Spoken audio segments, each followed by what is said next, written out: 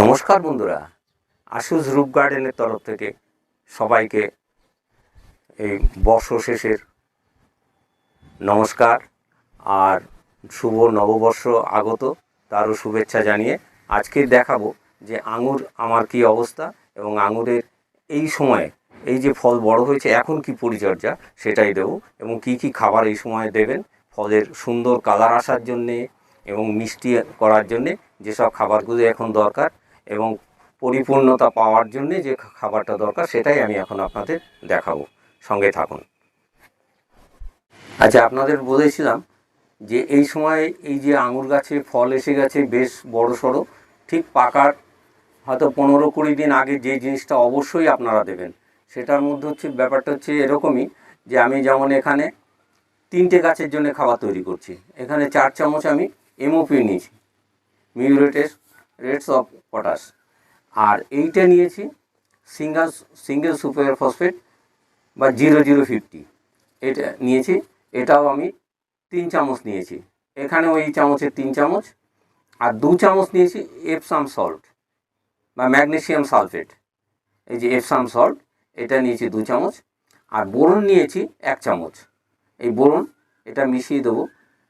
এটার কাজ হবে, এই ধরুন আমি এখানে 3টে গাছের জন্য তৈরি করছি, এবার এটাকে ভালো করে মিশ্রণটা তৈরি করব, গাছকে এই সময় খেতে দেবো এবং ভালো করে মিশিয়ে কোনো দানা না থাকে ভালো করে মিশিয়ে নিচ্ছি। তারপরে আমি গাছের সাইজ অনুযায়ী বা পটের সাইজ অনুযায়ী আমি দিয়ে দেবো। এই মিশ্রণটি দিলে কী হবে, ফলগুলোর গঠনও যেমন ভালো হবে, কালারটাও ভালো আসবে, প্লাস ফলটা পুরোপুরি মিষ্টি হবে। ভালো মিষ্টি করার জন্যে অবশ্যই এই পটাশের দরকার হয়। এই সময় দানাগুলো মিশিয়ে নেবেন। বোরনের সময় এরকম ছোট ছোট গুটি পাকিয়ে থাকে এরকম, সেগুলোকে ভালো করে ফাটিয়ে দেবেন। অন্যগুলো সব এটা সুন্দর করে মিক্স করে দিলাম। এবার আমি পরিমাণ মতো দিয়ে দেবো সেই গাছের পটের অনুযায়ী। আগেই আমি এই গোড়া থেকে একটু মাটিগুলো সরিয়ে নিচ্ছি, সরিয়ে রেখেছি যদিও। গোড়ার মাটিগুলো এইভাবে একটু সরিয়ে দেবেন, সরিয়েই তারপরে আমাকে নিতে হবে। দেখুন, এবার আমি এখানে দিয়ে দেবো ওই মিশ্রণটি।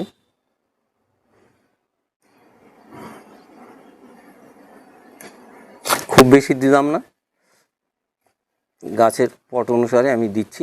এইবার এটাকে আমি মাটি দিয়ে ঢেকে দেবো, একটু মিশিয়ে নিই। আপনারা ভার্মি কম্পোস্টও কিছুটা অল্প পরিমাণে মিশিয়ে নিতে পারেন, সেটাকেও দিয়ে দিতে পারেন সঙ্গে। কেউ যদি মনে করেন যে বাড়িতে ভার্মি কম্পোস্ট আছে, এর সঙ্গে একটু মিশিয়ে নেবেন, মিশিয়ে দিয়ে দেবেন। ঠিক আছে, মাটি ভেজা আছে তাই এক্ষুনি আমি কোনো জল টল দিলাম না। এই কদিনে প্রচণ্ড বৃষ্টি হয়েছে তো ওই জন্য এখন আর জল দেবো না। এই যে আর একটা গাছে দিয়ে দিই, দেখুন মাটিটা ভেজা ভেজা রয়েছে। এই 3-4 দিন তো ভালোই বৃষ্টি হয়েছে। এবার আর একটাকে দিচ্ছি, এটাকেও মাটি আমি সরিয়ে রেখেছি রীতিমতো।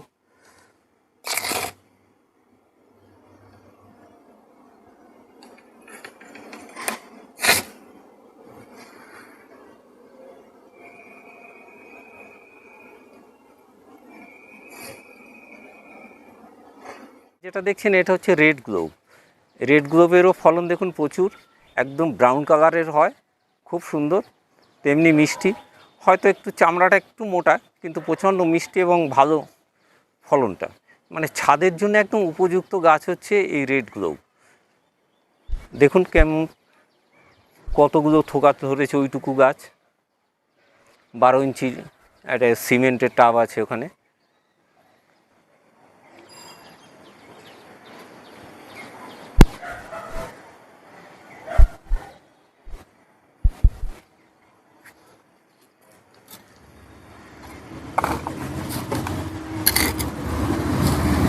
এবার যে গাছটা খাবার দেব, গাছটা দেখে হয়তো অনেকের ঈর্ষাও হতে পারে যে আমাদের কবে হবে। চিন্তা করবেন না, একটু যত্ন করুন এবং ফলো করুন। আমার পেজটিকে ফলো করে রাখুন, সব জানতে পারবেন। এর আগেরগুলো দেখে নেবেন যে কিভাবে এত ফলন সম্ভব। এবারে ফলনটা দেখুন তো গাছে কি পরিমাণে হয়েছে এবং কি করে হয়েছে।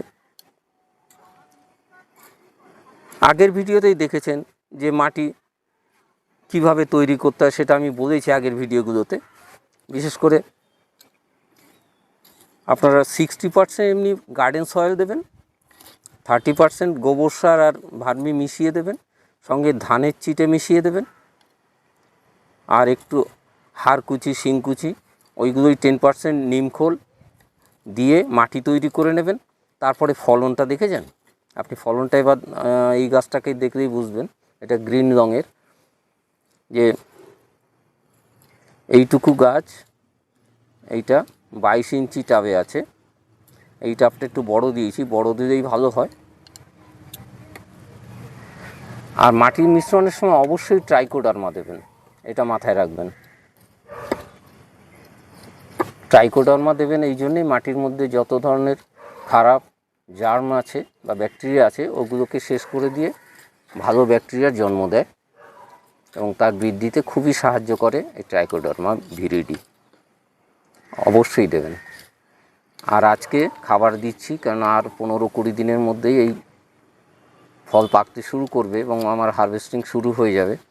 এই গ্রিন রঙটা খুব আর্লি স্টেজেই খুব তাড়াতাড়ি পেকে যায়, বাকিরা ডিকশন রেড গ্লোব একটু পরে পাকবে। এই যে মাটিটাকে আমি একটুখানি সাইড থেকে খসতে নিলাম, ভালো করে খুঁচিয়ে নিলাম, খুঁচিয়ে নিয়ে এই যে জায়গা তৈরি করলাম। এইবারে আমি এই সেই মিশ্রণের খাবারটি দেব, যে মিশ্রণটা আপনাদের প্রথমেই দেখিয়েছি সেটা। আপনারাও এইভাবে করুন, ফলের কালার ঠিক থাকবে, প্লাস মিষ্টি করতে হলে অবশ্যই এই খাবারটা দেবেন।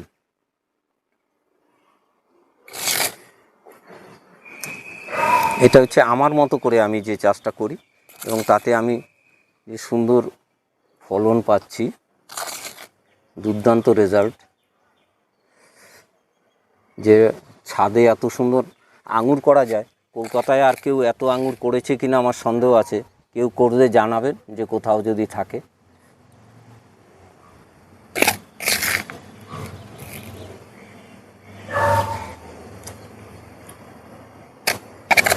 আমরা সবাই মুখে গো গ্রিন বলি, যে সবুজায়নের উৎসাহ দিই, কিন্তু নিজেরা খুব একটা চেষ্টা করি না। বড় বড় নেতাদেরই দেখবেন তাদের বাড়ি শুকনো, তাদের ছাদে কোনো গাছ নেই, অথচ বড় বড় কথা বলে চলে যাবে, কিন্তু যারা করছে তাদেরকেও কোনো হেল্প করবে না, কখনো খোঁজও নেবে না। এটা মাঝে মধ্যে এগুলো দুঃখ হয় যে এইভাবে তারাও তো করতে পারে, উৎসাহ দিতে পারে, কিন্তু কখনোই করবে না যে আমরা কিভাবে করছি, এত সুন্দর কি করে হয়।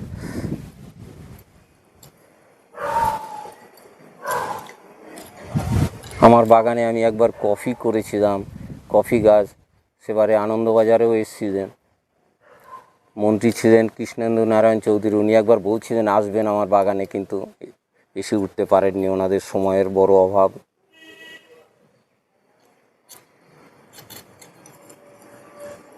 দেখেছেন বন্ধুরা কীভাবে যত্নার্থী করতে হয়। মোটামুটি এইটুকু করুন। আর এর সঙ্গে যদি কারো মনে করেন যে একটু ভার্মি কম্পোস্ট মিশিয়ে দেবো, দিতেই পারেন। আমার জায়গা এখন কম, এতে মাটি ভরাট হয়ে গেছে, ওই জন্য আর বেশি দিলাম না, ভার্মি আর মেশালাম না। ডাইরেক্ট আমি এমওপি, মনে রাখবেন এমওপি মানে লাল যেটা, এসওপি নয়, এমওপিটা দেবেন। 0050 ম্যাগনেসিয়াম সালফেট, আর দেবেন 1 চামচ বোরন। এই মিশিয়ে আপনি তৈরি করে ফেলুন। এই ঠিক হারভেস্টের 15-20 দিন আগে এই জিনিসটা দিয়ে দেবেন, দেখবেন ফল প্রচণ্ড পরিমাণে মিষ্টি হয়ে গেছে আপনার ফল, আর ফলের সাইজও খুব ভালো হয়ে যাবে। যদিও আমি দিন 15 আগে NPK 19-19-19 একবার স্প্রে করেছিলাম, এটাও মাথায় রাখবেন যে ওটা কিন্তু কদিন আগে স্প্রে করেছিলাম। আর ট্রাইকোডার্মা দিয়েছিলাম তখন একবার। বছরে 2-3 বার ট্রাইকোডার্মা গুলিয়ে গাছের গোড়ায় দিয়ে দেবেন, ব্যাস গাছটাও ভালো থাকবে।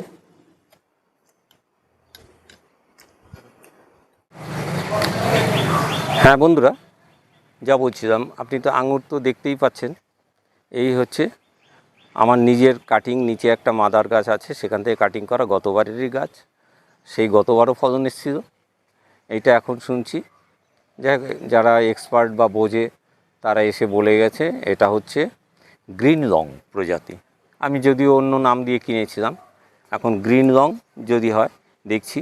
আর এর মধ্যে অনেক, এবার এই কদিন আগে যে আমাদের শিলাবৃষ্টি হয়েছে প্রচণ্ড পরিমাণে, দেখুন এই যে এরকম ফেটে ফেটে রয়েছে, এর মধ্যে প্রচুর এরকম নষ্ট হয়ে গেছে, যেগুলো দেখতেই পাচ্ছেন এরকম আমি প্রচুর তখন ফেলে দেওয়া হয়েছে, এইগুলো নষ্ট হয়ে গেছে।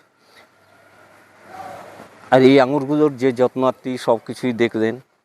মাটিটা তাও আরেকবার বলে দিই, মাটি আমি যেটা বানাই সেটাই বলেছি, 60% গার্ডেন সয়েল আর 30% গোবর সার আর ভার্মি কম্পোস্ট মিক্স করবেন, প্লাস 10% যেটা সেটা হচ্ছে কিছুটা নেবেন শিংকুচি বা হাড়ের গুঁড়ো, দুটোই মিক্স করবেন, একটু নিমখোল, আর নেবেন ট্রাইকোডার্মা ভিরিডি, যেটা ট্রাইকোডার্মা ভিরিডি সেটা অবশ্যই নেবেন। এইভাবেই তৈরি করে গাছ করেছি। সেই গাছের পরে দেখুন জানুয়ারির 15 তারিখে আমি ফাইনাল যে প্রুনিং করেছি, তারপরে যে ফল এসছে, তার পরিচর্যার পরে আজকে ফাইনাল আমি আবার একটা খাবার দিলাম, যেটা এর ফল প্রপার শেপটা নেবে, প্লাস মিষ্টিও হবে এবং কালার আসবে। ঠিক আছে, বুঝতে পারলেন বন্ধুরা, সঙ্গে থাকবেন এবং আপনারা সঙ্গে আছেন বলে আমিও আমার এই আঙুরের চাষে খুব উৎসাহ পাই। এবং আঙুরের চাষ যেটা আমার বলতে ভালোই লাগে, যে ছাদে এত সুন্দর আঙুর এবং এতগুলো থোকা কেউ করতে পেরেছে কিনা। প্রত্যেক দিনই প্রচুর লোক আসছেন দেখতে যে আঙুর কি করে এত থোকা করেছেন। এইটাই 40টার উপরে থোকা আছে, আমার 40খানার উপরে থোকা আছে। আপনি দেখুন প্রত্যেকটা থোকা প্রচণ্ড। অন্তত এই গাছটাতে কম না হলেও প্রায় 5 কেজি ফল আছে, 5 কেজির মতো ফল আছে। সেইভাবে সঙ্গে থাকবেন